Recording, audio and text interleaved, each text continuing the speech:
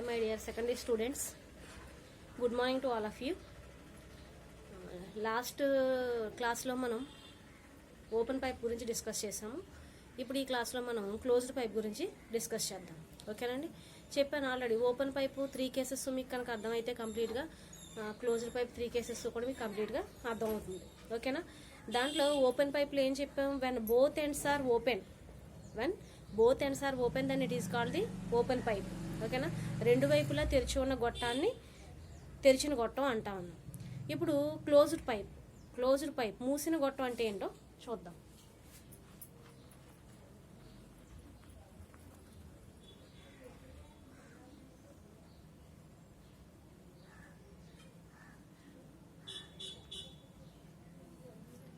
మూసిన గొట్టం.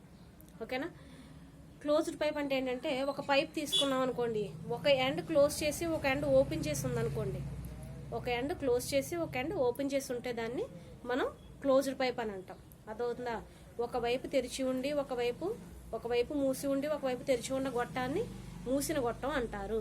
ఓకేనా, డెఫినేషన్ ఆ విధంగా రాస్తే సరిపోద్ది. మీకు డెఫినేషన్కి 1 మార్క్ ఆల్రెడీ చెప్పాను. మీకు క్లోజ్డ్ పైప్ అడిగినా ఓపెన్ పైప్ అడిగినా కూడా మీకు 6 మార్క్స్కి క్వశ్చన్, ఎస్ఐ క్వశ్చన్లో మిగిలిన 2 మార్క్స్ కూడా మీకు ప్రాబ్లం యాడ్ చేస్తాడు. ఓకేనా, సో దీంట్లో డెఫినేషన్ రాస్తే 1 మార్క్ 6 మార్క్స్లోని, మిగిలిన 5 మార్క్స్ డయాగ్రామ్స్కి, అలాగే కేస్ 1, కేస్ 2, కేస్ 3 డిఫైన్ చేసినందుకు. ఓకేనా, చూడండి దీంట్లో ఫస్ట్ కేస్ 1 అంటే క్లోజ్డ్ పైప్ డెఫినేషన్ ఏం రాస్తారు?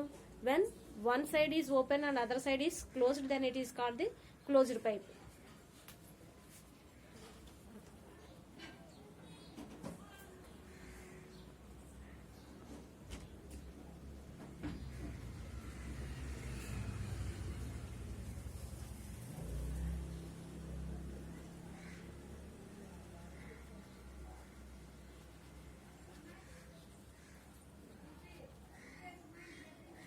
Then it is called the closed pipe. When one side is open and other side is closed, then it is called the closed pipe. ఒకవైపు మూసి ఒకవైపు తెరిచి ఉన్న గొట్టాన్ని మూసిన గొట్టం అంటారు. ఓకేనా, అంటే ఇప్పుడు ఫర్ సపోజ్ ఒక పైప్ తీసుకున్నాం అనుకోండి, కేస్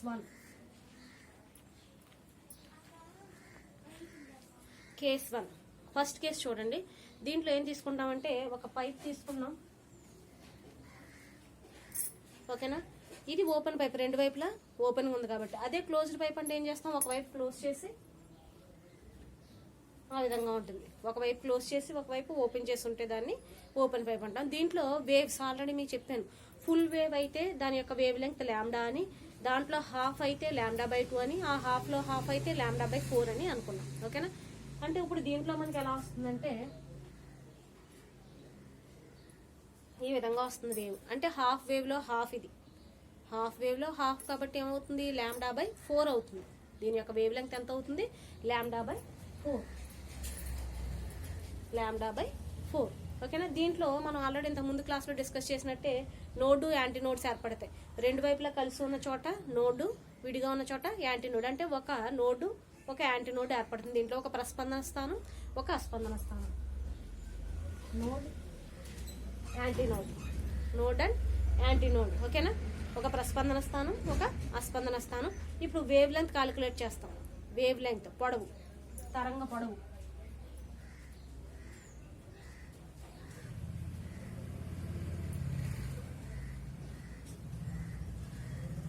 వేవ్ లెంగ్త్ తెలుగులో తరంగ పొడవు అంటాం. తరంగ పొడవు L ఈక్వల్ టు ఎంతండి? λ/4 కదా.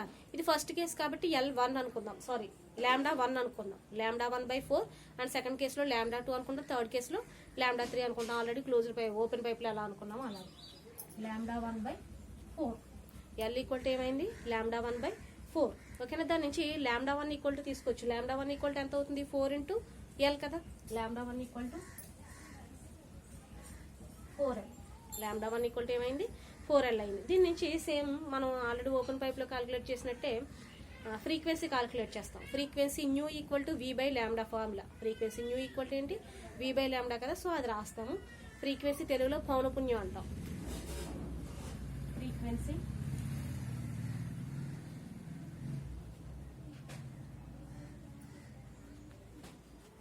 పౌనపున్యం, ఫ్రీక్వెన్సీ పౌనపున్యం న్యూ 1 పౌనపున్యం తెలుగులో రాస్తున్నాను కాబట్టి మీరు రాసుకునేటప్పుడు ఎలా రాసుకుంటారంటే ఇంగ్లీష్ మీడియం వాళ్ళు ఫ్రీక్వెన్సీ ν1 ఈక్వల్ టు, అలాగే wave length L equal to అని రాసుకోండి. అదే తెలుగు మీడియం వాళ్ళు అయితే తరంగ పొడవు L ఈక్వల్ టు λ/λ1/4 అని, అలాగే ఇక్కడ పౌనపున్యం ν1 ఈక్వల్ టు V/λ1 అని రాసుకోండి. అర్థమవుతుందా? V/λ1. సో ν1 ఈక్వల్ టు ఏంటి? V/λ1. λ1 అంటే ఎంత? పై ఈక్వేషన్ నుంచి 4L కదా, అంటే λ1 ప్లేస్లో 4L సబ్స్టిట్యూట్ చేసుకుంటాం. ఎంత అవుతుంది అప్పుడు? ν1 equal to V/4L. This is first equation. ν1 equal to ఏమొచ్చింది? V/4L. This is the first equation. ఓకేనా? సేమ్ ఇదే విధంగా మనం ఏం చేస్తామంటే సెకండ్ కేసు, థర్డ్ కేసు కూడా చేస్తాం. ఓకేనండి, ఒకసారి చూడండి. టోటల్ వేవ్ లెంగ్త్ మనకి, దీని యొక్క వేవ్ లెంగ్త్ ఎంత అంటే మనకి λ/4. λ/4 ఎందుకంటే ఫుల్ వేవ్ ఈ విధంగా ఉంటే కనుక ఫుల్ వేవ్, దీని యొక్క వేవ్ లెంగ్త్ లాంబ్డా అన్నాం. ఫుల్ వేవ్ అంతా లాంబ్డా. అదే హాఫ్ది అయితే λ/2. ఆ హాఫ్లో హాఫ్ అంటే λ/4. ఓకేనా? ఈ విధంగా తీసుకుంటున్నాం కాబట్టి this is the first case. ఓకేనా? సెకండ్ కేసు చూడండి. నెక్స్ట్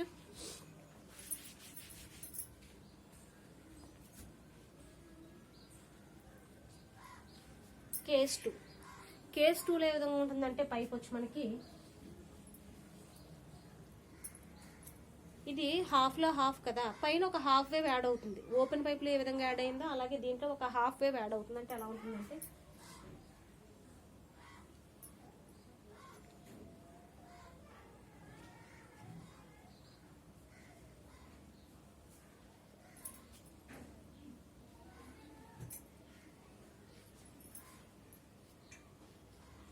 ఈ విధంగా ఉంటుంది. ఓకేనా? అంటే ఇక్కడ నుంచి ఇక్కడికి లెంగ్త్ హాఫ్ వేవ్ కాబట్టి λ/2 అవుతుంది.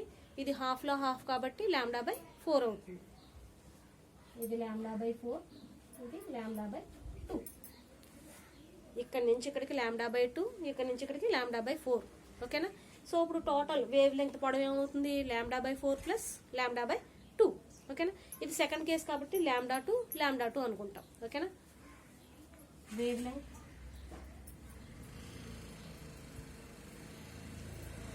తరంగ పొడవు, వేవ్ లెంగ్త్ తరంగ పొడవు అని తీసుకుంటారు. L equal to λ2/4.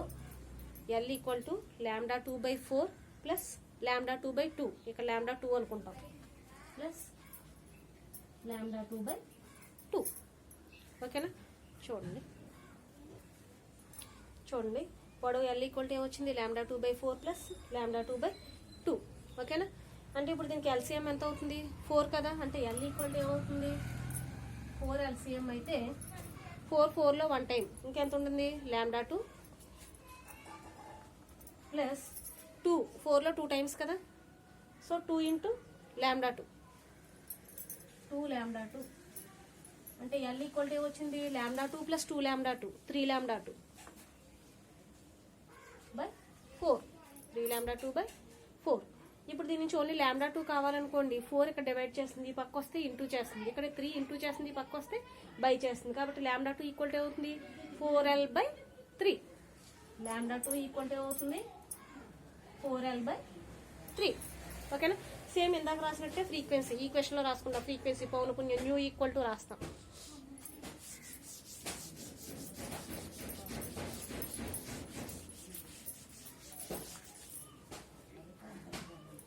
ఫ్రీక్వెన్సీ పౌనపున్యం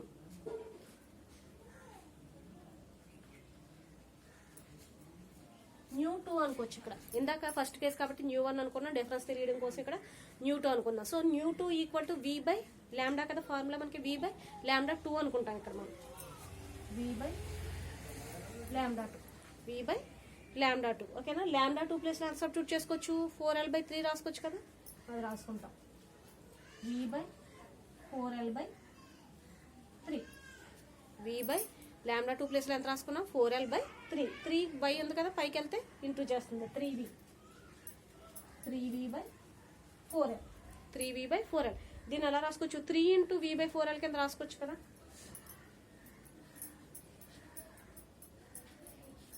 3 ఇంటూ v/4l. ఎందుకంటే ఫస్ట్ కేసు నుంచి మనకి v/4l equal to new 1, v/4l equal to new 1. First equation చూడండి ఒకసారి, v/4l ఈక్వల్ టు న్యూ 1 కాబట్టి దీన్ని 3 ఇంటూ న్యూ 1 కింద రాసుకోవచ్చు. v/4l ప్లస్లో న్యూ 1 రాసుకోవచ్చు. ఇదంతా ఏంటి, new 2 is equal to v/4l వచ్చింది. న్యూ 2 ఈక్వల్ టు ఏమొచ్చింది, new 2 equal to 3 into new 1 వచ్చింది. ఓకేనా, అంటే టోటల్ న్యూ 2 ఈక్వల్ టు ఏమొచ్చింది, 3 into new 1. This is the second equation. ఓకేనా, ఒకసారి చూడండి, మనకి L ఈక్వల్ టు λ2/4 ప్లస్ λ2/2 వచ్చింది. ఓకేనా, దాని నుంచి మనం LCM కడితే 4 ఇంటూ λ2 ప్లస్ 2λ2 ఉంది. ఓకేనా, λ2 ఇంటూ 2λ2 3λ2/4. దాని నుంచి ఓన్లీ λ2 కావాలనుకోండి, 4ని పక్క పంపిస్తాం, 3 పక్క వస్తుంది. సో ఏమవుతుంది, λ2 ఈక్వల్ టు 4l/3 అవుతుంది. ఓకే, దాని నుంచి మళ్ళీ ఏం చేస్తాం, మనం ఫ్రీక్వెన్సీ కాలిక్యులేట్ చేస్తాం. ఫ్రీక్వెన్సీ ఫార్ములా ఏంటి, న్యూ ఈక్వల్ టు v/λ. ఇది సెకండ్ కేస్ కాబట్టి న్యూ 2 అనుకుంటాం, v/సెకండ్ కేస్ కాబట్టి λ2 అనుకుంటాం. సో λ2 వాల్యూ ఎంత, 4l/3. సబ్స్టిట్యూట్ చేసుకున్నాం అనుకోండి, ఏమవుతుంది, రివర్స్ అవుతుంది, బెన్నం 3 పైకి వెళ్తే 3v/4l. దీన్ని ఎలా రాసుకుంటామంటే 3 ఇంటూ v/4l కింద రాసుకుంటాం. ఇంటూనే కాబట్టి ఏ విధంగా ఉన్నా పర్వాలేదు కాబట్టి 3 ఇంటూ v/4l. ఓకేనా, 3 ఇంటూ v/4l అంటే ఏమవుతుంది, v/4l is equal to new 1 from first equation నుంచి. ఓకేనా, సో అది ఇక్కడ సబ్స్టిట్యూట్ చేసుకున్నాం, 3 ఇంటూ న్యూ 1 వచ్చింది. ఓకేనా, సేమ్ అదే విధంగా థర్డ్ కేసు చూద్దాం. ఓకేనా, చూడండి,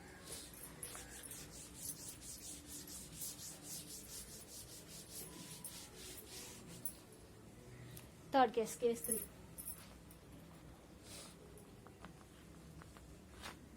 కేస్ 3 దీంట్లో కూడా సేమ్ ఇంకొక హాఫ్ వేవ్ యాడ్ అవుతుంది.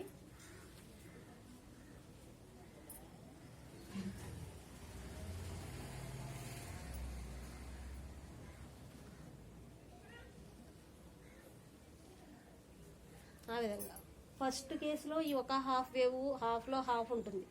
సెకండ్ కేసులో ఈ వేవ్ ఉంటుంది. థర్డ్ కేసులో ఇంకొక హాఫ్ వేవ్ యాడ్ అవుతుంది. ఓకేనా, సో ఈ హాఫ్ వేవ్లో హాఫ్ యొక్క వేవ్ లెంగ్త్ ఎంత అవుతుంది, λ/4. ఓకేనా, ఇది మొత్తం ఫుల్ వేవ్, ఇక్కడ నుంచి ఇక్కడ వరకు ఫుల్ వేవ్ కాబట్టి దాని యొక్క వేవ్ లెంగ్త్ λ కింద తీసేసుకోవచ్చు డైరెక్ట్. ఓకేనా, అంటే this is the λ, this is the λ/4. పైది ఎంత, λ/4 కదా. సో ఇప్పుడు మొత్తం టోటల్ వేవ్ లెంగ్త్ ఏమవుతుంది, λ/4 ప్లస్ λ. ఓకేనా, వేవ్ లెంగ్త్. దీంట్లో చూడండి ఎన్ని నోడ్స్, ఎన్ని యాంటీ నోడ్స్ ఏర్పడ్డాయి. Node, this is node and this is node, anti node, anti node, anti node. ఓకేనా, రెండు కలిసిన చోట 1 2 3 నోడ్స్ ఏర్పడ్డాయి.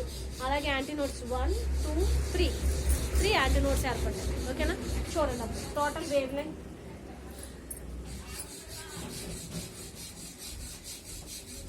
తరంగ పొడవు L ఈక్వల్ టు λ/4 ప్లస్ λ. కానీ ఇది థర్డ్ కేస్ కాబట్టి λ3 అనుకోవచ్చు. λ3/4 ప్లస్ λ3. ఓకేనా, LCM కట్టామనుకోండి 4 అవుతుంది కదా. LCM λ3 ప్లస్, ఎందుకని 4లో 1 టైం కాబట్టి 1 ఇంటూ λ3. ఇక్కడ బై ఏమీ లేకపోతే 1 ఉన్నట్టు, 1 ఇంటూ 4 ఇంటూ λ3 4λ3 అంటే ఎంత అవుతుంది, λ3 ప్లస్ 4λ3 5λ3 కదా. 5λ3/4. ఓకేనా, అంటే ఇదంతా ఏంటి, L ఈక్వల్ టు దాని నుంచి ఓన్లీ λ3 కావాలనుకోండి ఏమవుతుంది, 4 అనేది డివైడ్ చేస్తుంది, పక్క వస్తే ఇంటూ చేస్తుంది. 5 ఇక్కడ ఇంటూ చేస్తుంది, పక్క వస్తే బై చేస్తుంది. కాబట్టి λ3 ఈక్వల్ టు ఏమవుతుంది, 4l/5.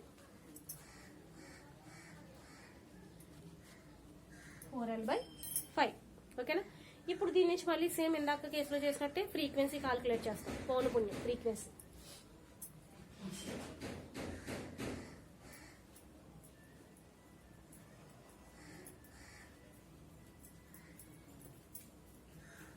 పౌనపున్యం ఇక్కడ న్యూ 3 అనుకోవచ్చు, థర్డ్ కేస్ కాబట్టి న్యూ 3. v/λ కదా ఫార్ములా మనకి, న్యూ ఈక్వల్ టు v/λ కదా. న్యూ 3 ఈక్వల్ టు v/λ3 అవుతుంది థర్డ్ కేస్ కాబట్టి. New 3 is equal to v/λ3. λ3 అంటే ఎంత రాసుకోవచ్చు మనం, 4l/5 సబ్స్టిట్యూట్ చేసుకుంటాం. v/4l/5 4l/5 v/4l/5 ఇక్కడ బై 5 కదా, పైకి వెళ్తే ఇంటూ అవుతుంది అంటే ఏమవుతుంది 5v/4l దీంట్లో దీన్ని 5 ఇంటూ v/4l కింద రాసుకోవచ్చు కదా, అంటే ఎంత అవుతుంది అప్పుడు అది 5 ఇంటూ v/4l. ఓకేనా, ఫ్రమ్ ఫస్ట్ కేస్ నుంచి v/4l ఈక్వల్ టు న్యూ 1 కదా, అంటే 5 ఇంటూ న్యూ 1 అవుతుంది, అంటే new 3 is equal to 5 into new 1. New 3 is equal to ఏమవుతుంది 5 into new 1. This is the third equation.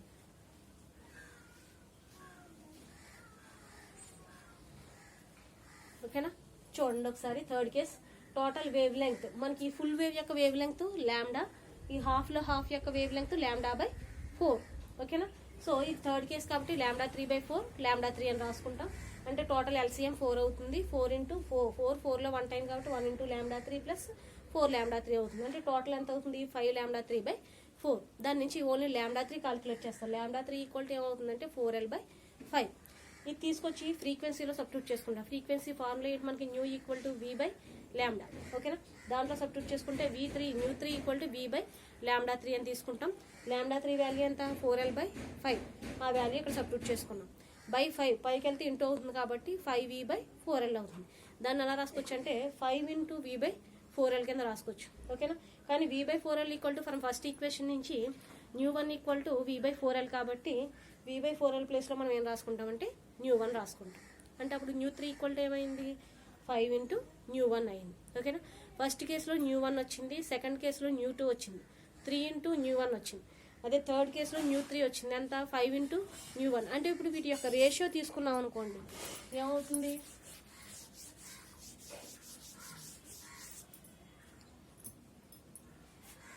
Ratio new 1 is to new 2 is to new 3. New 1 is to new 2 is to new 3 equal to first కేసులో new 1 వచ్చింది అంటే న్యూ/4l కాబట్టి. అలాగే new 2 second కేసులో new 2 ఎంత వచ్చింది 3 new 1 వచ్చింది. 3 న్యూ 1.